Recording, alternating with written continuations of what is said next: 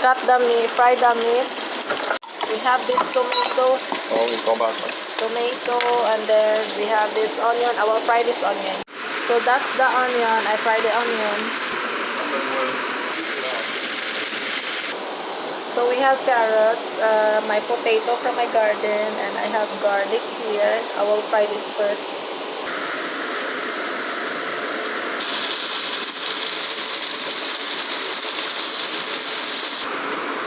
That's our tomato. And we're adding green peas. Yeah, and we're adding pineapple chunks. So that's our tomato boiling. So ayan na mga best, luto na siya. Ganyan lang ang ating pork stew.